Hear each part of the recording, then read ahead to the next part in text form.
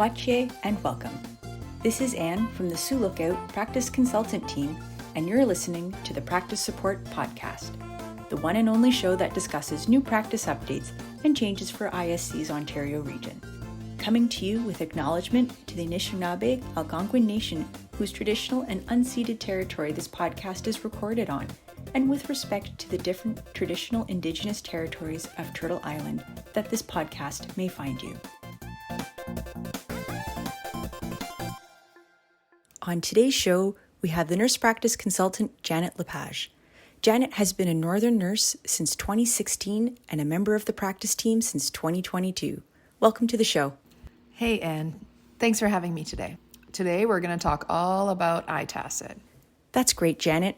I know we've talked about iTacit modules in previous podcasts, but it's also great to talk about the system itself. How would you describe the website?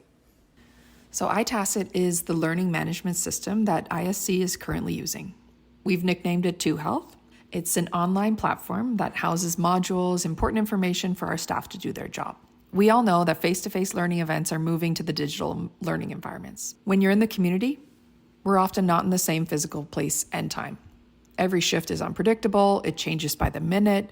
Our workforce is delivering 24/7 primary and urgent care to people when they need it most. So we need our staff to have the knowledge, skill, and judgment to do their job and access to the training at all times, even if that means it's 2 a.m. and you need a resource to help you get your job done. For example, if you're completing a sexual assault kit.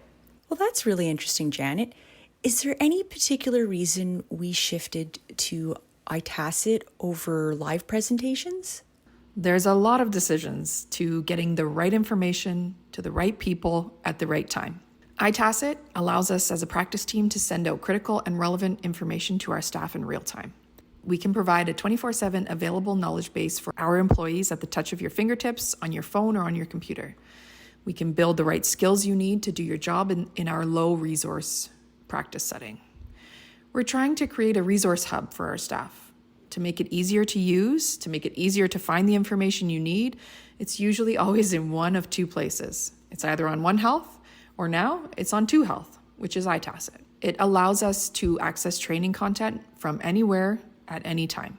It's great for new learners and new staff in the nursing stations, but it's also good for experienced nurses regarding skills or equipment that we don't use every day. So the iGel or the Lucas, while we still need our MD or NP order to perform these skills, having the knowledge and training in advance helps us feel more prepared to do our job well. Oh, excellent. So you mentioned the two modules for iGel and Lucas, but are there more courses that are available in iTacit? Definitely. There are currently over 100 modules in iTacit. Now, having said that, it doesn't mean that every nurse has access to all 100 courses. The courses that are available to you are based on your role in iTacit. So for example, a public health nurse will have different modules available in their library than a paramedic, let's say. iTacit is available to all nurses and paramedics working in the Ontario region, whether you're employed by ISC, agency, or band hired. Oh, wow. I didn't realize there are that many modules in iTacit.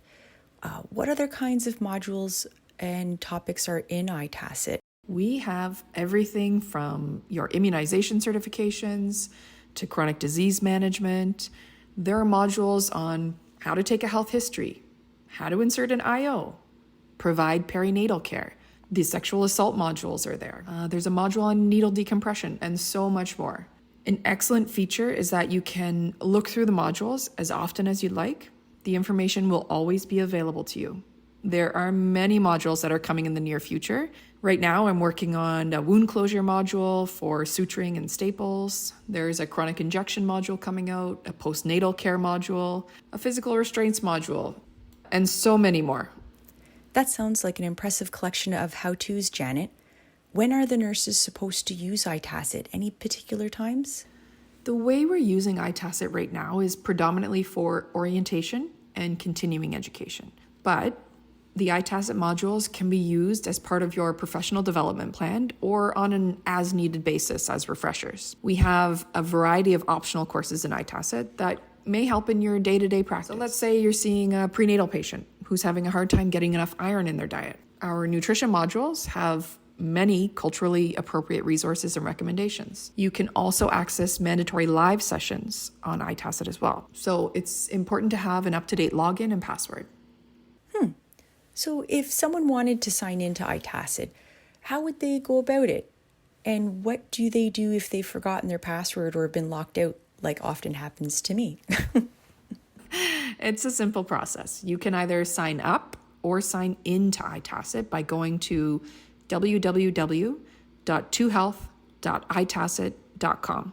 You'll see a list of courses in your library. You'll need to click on the Enroll Now button, and it will be made accessible to you either in your activities or directly from your library. If you ever have any questions, you can reach out to myself, your nursing community practice consultant, your education practice advisor. And if you have any suggestions or ideas on future modules, reach out to us via the practice team inbox. We always appreciate your feedback and any ideas to meet your learning needs. Well, that's great. Thanks for being on the show today and reviewing iTacit with us, Janet. I learned a lot. Great. Thanks for having me. Thank you all for listening to the Practice Support Podcast. If you're keen to follow up on any of the information you've heard today, head on over to 2Health and iTacit, where you'll find more links and resources. For more practice updates, don't forget to find and follow us on our Instagram, Facebook, and YouTube channel at SLKT.Nursing.Practice.Support. And as always, if you have any questions, please reach out to a nurse practice consultant, an education practice advisor, or your manager. That's all for this episode, folks. See you at our next podcast.